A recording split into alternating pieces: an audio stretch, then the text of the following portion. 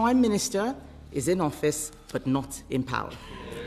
Everyone is trying to pretend it's all right. What happens when a Prime Minister walks into Parliament already looking politically defeated? In just hours, the chamber erupted into open rebellion, accusations of failure, and brutal attacks from every direction as pressure mounted around a government suddenly fighting for survival. They are so arrogant, they want to lead our country, they can't even lead a coup. It is so obvious, Mr. Speaker, that they cannot handle being in government. They cannot handle it. They hate the responsibility. The debate quickly turned into something far bigger than policy disagreements. MPs openly questioned leadership, authority, economic credibility, immigration promises, welfare spending, and even whether the government had already lost control after less than 2 years in office. Heard from Britain's most unpopular, possibly the worst Prime Minister ever.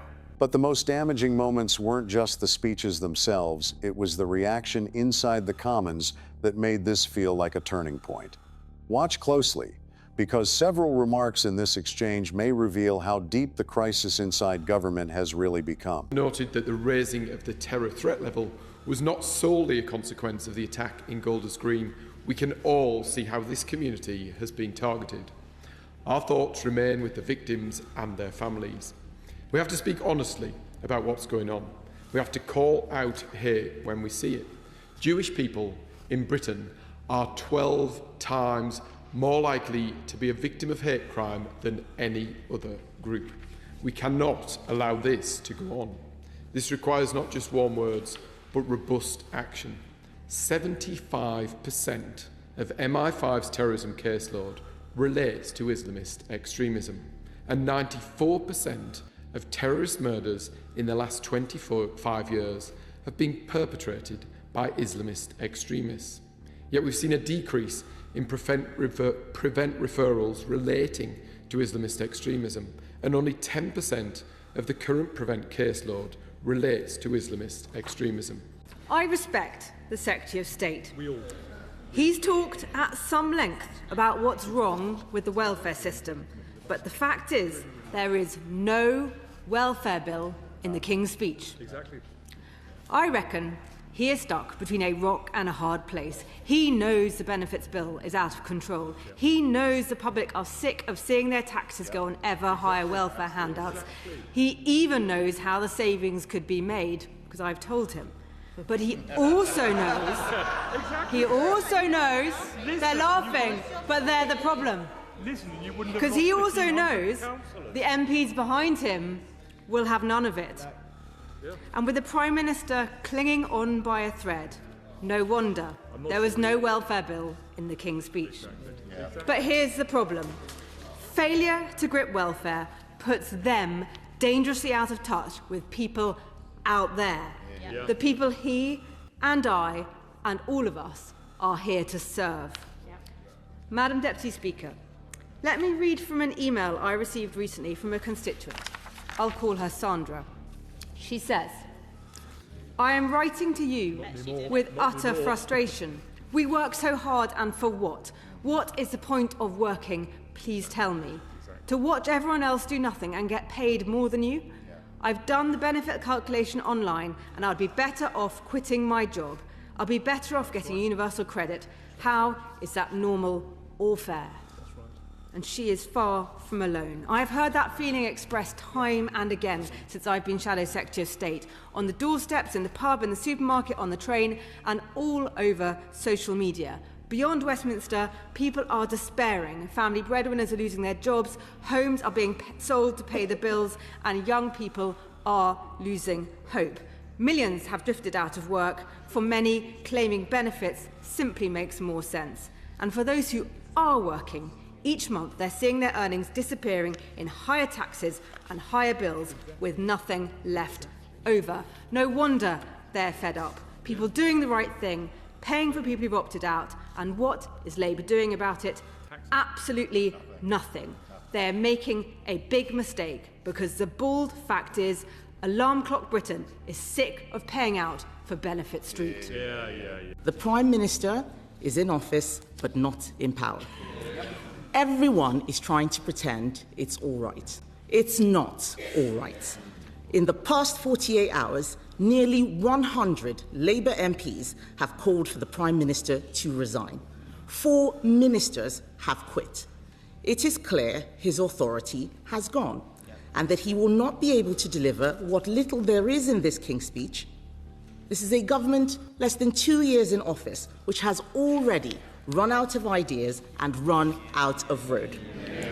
Their manifesto was just a set of misleading promises. They promised no new taxes on working people. Fail. They promised to crack down on illegal immigration. Fail. They promised to tread more lightly on people's lives. Epic fail. I know they don't want to hear it. Look at them. They are so arrogant. They want to lead our country. They can't even lead a coup. It is so obvious, Mr. Speaker, that they cannot handle being in governments. They cannot handle it. They hate the responsibility. They hate having to take tough decisions. They prefer scratching the itches that they had in opposition. Giving inflation-busting pay rises to the unions, 28% for the doctors who are still striking. Nearly 2 years, they are still striking. Handing out more benefits to the only people who will still vote for them because Labour don't understand that poverty isn't created by a lack of benefits, it's created by a failing economy. The Speaker does not have the power to police the accuracy of members' contributions. Unfortunately, it is incumbent on all members to be accurate in what they say in this House and to correct any mistakes as soon as possible. All members, including ministers, should take the responsibility in this House seriously. I remind ministers that the government's own ministerial code make clear that important policy announcements should be made in the first instance in this House when sitting, and some people seem to have short memories.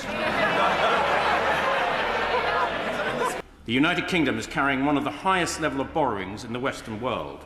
National debt is a staggering £2.9 trillion, equivalent to 93.8% of our entire GDP, and equivalent to £102,000 per household. Even more concerning, we're expected to spend, wait for it, £111 billion on debt interest alone in servicing that debt. If this was a government department, it would be the third largest. We are heavily reliant on international markets, and our national balance sheet is highly leveraged. That leaves our economy dangerously exposed to external shocks, such as the war in Iran and the Ukraine conflict. As a result, our borrowing premium on that debt is one of the highest in the OECD. We're paying more in debt interest than Greece is today. On that note, I note that one of the Labour leadership candidates does not have a clue how the bond market functioning our enormous debt actually works. We have heard from Britain's most unpopular, possibly the worst Prime Minister ever. After just 22 months, Madam Deputy Speaker, all we have had is failure, incompetence and negligence. And we have a programme of government in this King's Speech that in a sense represents everything that this Prime Minister currently that we suffer under represents. Process and regulation. Process and regulation.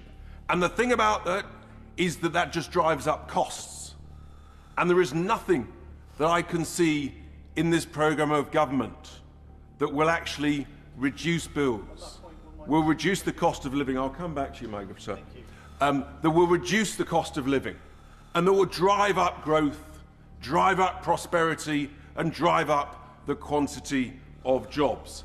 I'm sad to say that Labour have been absolutely cynical today.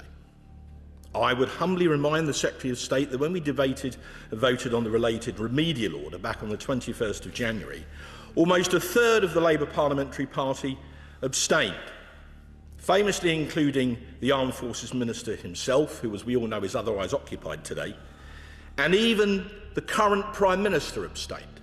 He blew the whistle and sent his troops over the top to vote for this benighted bill that he didn't have the courage to vote for himself. Which brings me to encapsulate exactly what's going on today.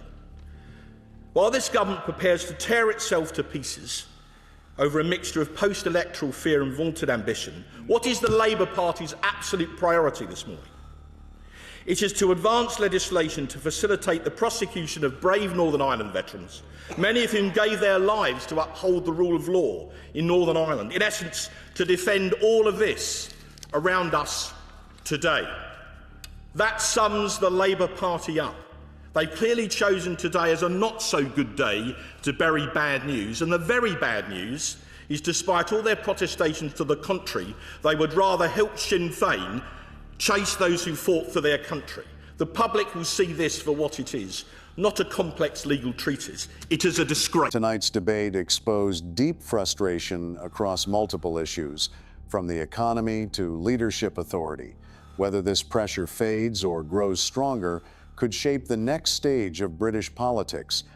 If you found the breakdown useful, subscribe and share your thoughts below.